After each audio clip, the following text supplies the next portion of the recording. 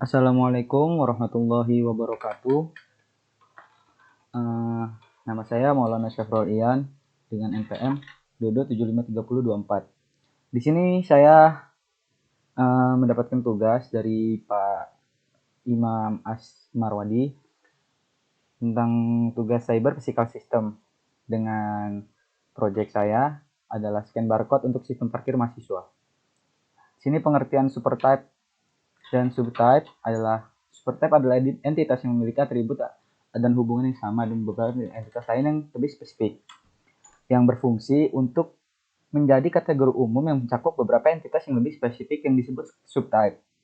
Dan subtype sendiri adalah entitas yang memiliki atribut dan hubungan yang lebih spesifik dibandingkan dengan supertype. Subtype juga mewarisi atribut dan hubungan dari supertype dan dapat memiliki atribut dan hubungan tambahan untuk yang unik untuk dirinya sendiri.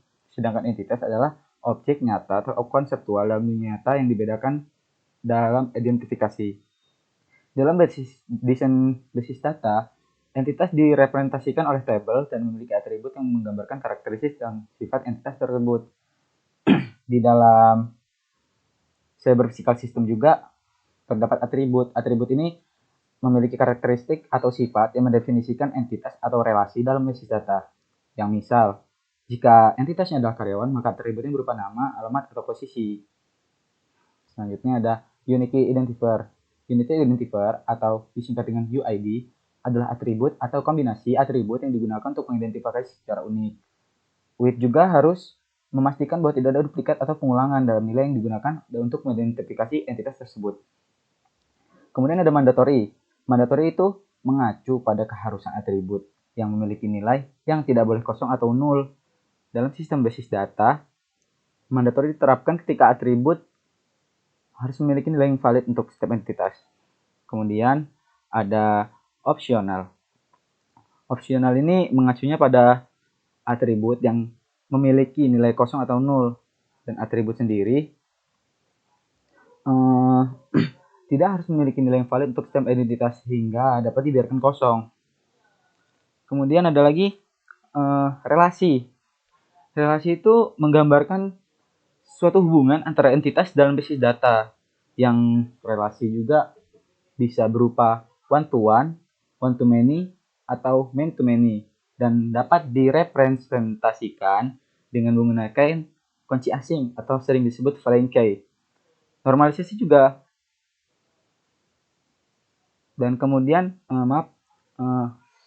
normalisasi bentuk itu dibagi menjadi 3. Yang pertama, normalisasi bentuk 1 itu adalah proses perancangan seperti basis data untuk menghilangkan anomali dan redundansi data.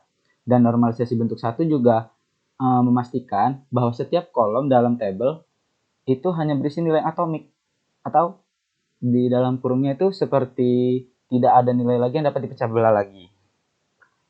Kemudian normalisasi bentuk 2. Normalisasi bentuk 2 juga bisa menghilangkan ketergantungan parsial dengan membagi tabel menjadi beberapa tabel untuk mengelompokkan atribut yang berhubungan secara fungsional. Kemudian ada normalisasi bentuk 3.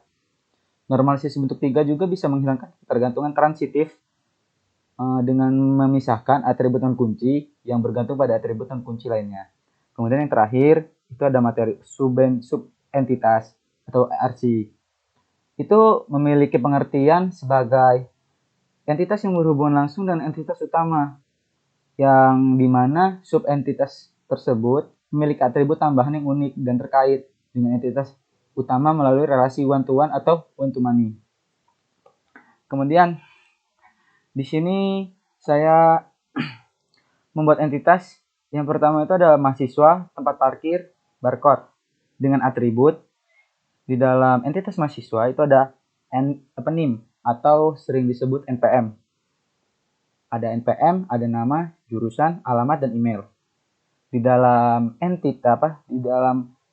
entitas tempat parkir itu memenuhi ada atribut ID tempat parkir, lokasi, kapasitas, dan status yang sudah tersedia atau sudah terisi. Kemudian yang ketiga adalah barcode dengan atribut ID barcode dan nomor barcode, dan UID dengan isi mahasiswa atau NIM, tempat parkir, ID atau tempat parkir by barcode dan ID barcode. Selanjutnya ada mandatory mahasiswa, NIM, nama, tempat parkir, ID tempat parkir, lokasi dan kapasitas. Kemudian ada barcode, ID, barcode, dan nomor barcode. Dengan opsi mahasiswa, di dalam data mahasiswa itu ada jurusan, alamat, dan email. Kemudian di tempat parkir itu ada status tersedianya atau tidak. Dengan mempunyai relasi, mahasiswa memiliki hubungan dengan barcode melalui NIM atau NPM, yang dimana setiap mahasiswa itu mempunyai NIM atau NPM yang unik. Yang kedua, di dalam relasi itu tempat parkir itu memiliki hubungan dengan barcode, yang agar bisa barcode itu di-scan di tempat parkir di situ. Dan untuk subentitas di dalam project saya ini tidak memiliki. Nah, berikut diagram data model untuk atribut yang saya sebutkan. Di dalam entitas mahasiswa itu memiliki atribut NIM, yang di dalam NIM itu ada nama, jurusan, dan alamat email. Kemudian dari mahasiswa untuk relasi ke one-to-one dulu, karena tempat parkir itu memerlukan data-data mahasiswa. Data mahasiswa itu kemudian untuk masuk tempat ID parkir, lokasi, kapasitas, dan status. Nah, untuk barcode sendiri itu dibalikan lagi ke mahasiswa, karena setiap pengguna itu harus memiliki barcode. Dan ini tabel normalisasi bentuk 1 yang saya analisis seperti ini.